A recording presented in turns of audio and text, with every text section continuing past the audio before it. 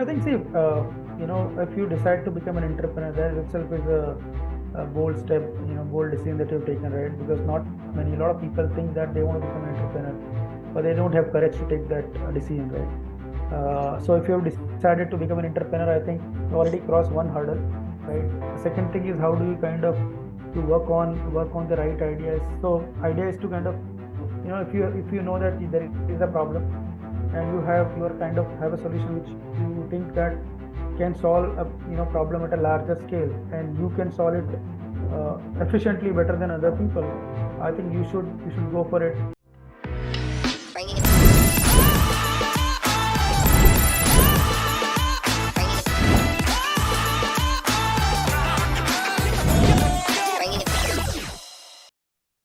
Hello everyone, welcome to Startup Story Connect.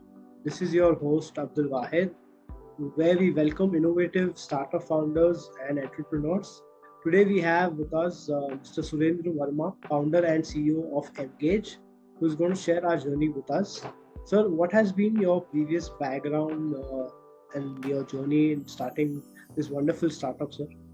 So Abdul, thank you very much. My name is Surendra, and I'm basically an HR professional been into industry for more than 20 odd years, right? I worked with corporates, specifically with a lot of mid-sized growing startup companies. I worked with a couple of corporates for 10, 12 in initial years of my career. And then I started my entrepreneurship journey in 2012. So I started with a recruitment firm, and later on we started doing a lot of HR consulting. I've realized over a period of time that both being as founder and HR, there were certain common issues related to HR which were basically being faced by most of these startups and SMEs, which was primarily, so one problem was when a startup starts, they really don't focus on building HR policy, process and systems. 70% of MSMEs do not have internal HR department, so they struggle big time, and HR being not their core function. For most of the businesses, HR is a cost center, and that's where people really don't want to put a lot of money initially when they start the business, right? But then ultimately every business at the end of the day depends on how good team that you are able to build, whether you have a right team of people who can basically help you to scale up business. And that's where we realized that there were a lot of HRMS tool which was already in the market, but the HRMS implementation also in MSMEs were getting failed because of unavailability of the dedicated HR managers. And that's where we thought there is this is a problem which nobody is trying to solve.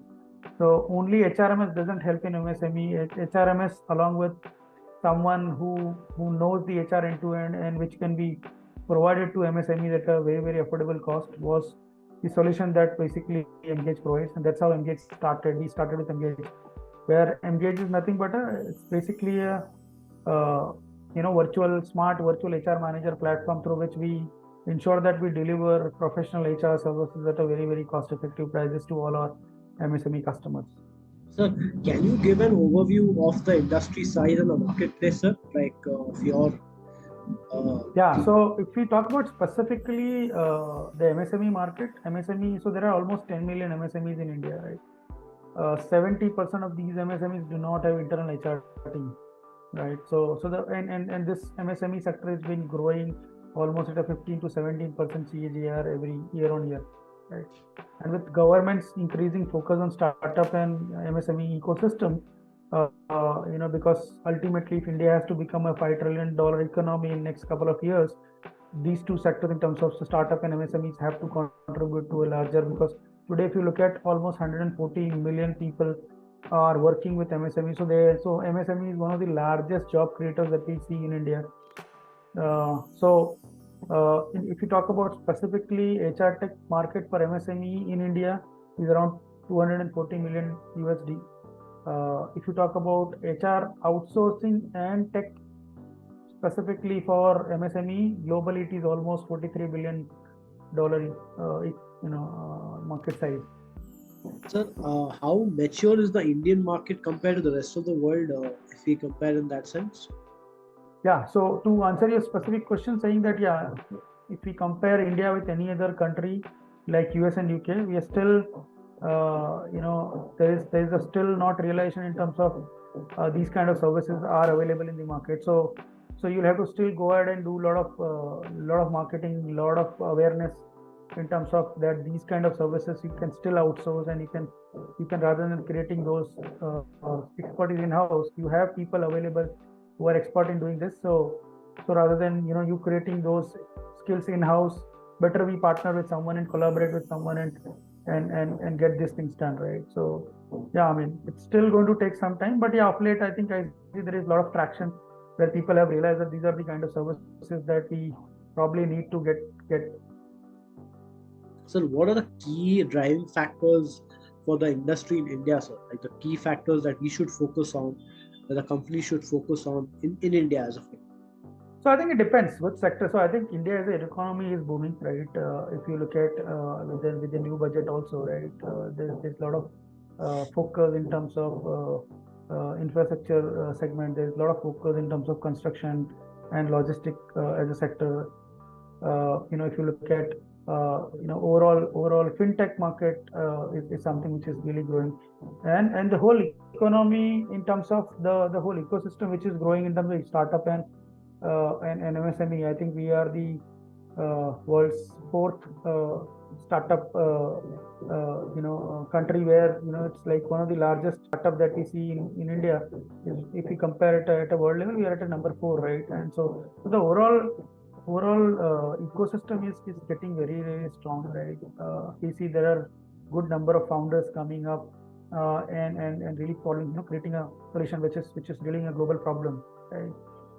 And in terms of differentiation as an Indian market, I think if you create a good market, if you create a good product, I think there is enough buyers to kind of buy your product. So I think there is a huge demand specifically for a company like us. For example, if you are able to execute it really well, I think in terms of market, the market size is really huge. Nice, sir. So, sir, what will the customers draw towards your services, sir? How can the customers actually get the benefit of your services from your company, sir? Right. So as I told you earlier, also the biggest problem that we see with most of the HRMS or most of the startup companies is, right, what happens is initially, most of these companies do not have internal HR. In these companies, founders ends up managing everything. So what happens, that actually defocuses them. So rather than focusing on growing their business, they actually spend a lot of their time in terms of managing the people issues, and that doesn't allow them to kind of put the required amount of time and energy in terms of thinking, growing their current business, and that is where there is definitely. So whenever we go to any customer, we talk about what we offer. I think there's an increasing interest in terms of understanding the overall solution, how a solution can actually benefit them, and if there is a need, if as a founder they really understand that if they want to create a people-centric organization, if they really want to grow faster, they'll have to kind of have right kind of HR systems and processes to scale them up faster, right? So founders who understand that the people are the key differentiator for their business,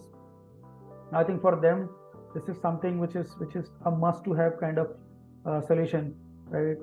Otherwise it becomes very difficult for any startup or founder to grow up their business beyond a point. So what are the challenges faced by you as a service provider, and what can a solution be for that? So scalability in terms of because where today we've been actually onboarding 12-15 customers every month. Now I see when we go to say onboarding say 4-5 customers every day, right? Scale in terms of execution is going to be a real challenge, right? And that is where we'll have to build a robust product, robust technology, right? Where we kind of create a right balance of technology and human touch, right? That's something which is going to be which we are thinking. We are already working on it, and we have already started building those kind of solutions, which basically ensures that without being dependent on people, I think how a technology can play a role in terms of ensuring we are able to cater to our customers' need and deliver that kind of HR experience, through a tech and a balance of tech and human touch to our end customers. And we see there is going to be a challenge there. We need to do a lot of work in terms of ensuring that we build the right kind of tech, we have right kind of people who probably ensure that this get executed well at the end of the day. So, what are the challenges faced by customers nowadays? So customer, as in, so I mean, as I told you, right, customers. So one of the see, there are a lot of startups, right? Yes. Now what happens is when startups go out and look for attracting the right talent, right? Now how do you differentiate that you are a better startup than other startup that is there in the market, right? Now when you are so normally people don't only join for when they are offered a good money. Right? There are other lot of things people look at while getting into any startup or while they choose to work for any organization, right? So apart from salary that they get, they also look for companies which are very structured, which are very very professional, right? Which they have right systems and processes. They have the right kind of career ladder design. So I think it depends. It's a combination of multiple things, right? It's not just so you'll have to kind of ensure that you are better than your competitors, and you need to ensure that you have right systems and processes, and you have right partners who can actually help you to grow faster, and that is where you would need a solution like us. And believe me, with a lot of customers that we've been working currently in the market, with us coming on board, they are probably completely free in terms of they ensuring, or they don't need to kind of get into day-to-day people operations. They can focus on their core business without worrying about the people management challenges. So that is what the solution that we provide, and that is what probably we offer at the end of the day. Okay, sir. That's nice. So that's very wonderful of your company providing such services. Sir, the next question that I would be asking you is, what is the solution that you're offering and how it is different from other players in the market, sir? Right. So if you look at current HR market, I think there are two segments. One, you look at one side, you have a lot of service providers, like companies who are providing recruitment services, payroll outsourcing services, HR services, HR consulting, HR advisory services. Now on the other side, you have HRMS companies which are basically helping you to automate the entire HR operations or entire HR processes from hire to retire. Now what happens when you specifically go to startup and mid-sized growing organizations? As I told you, automation for them is not the first choice, right?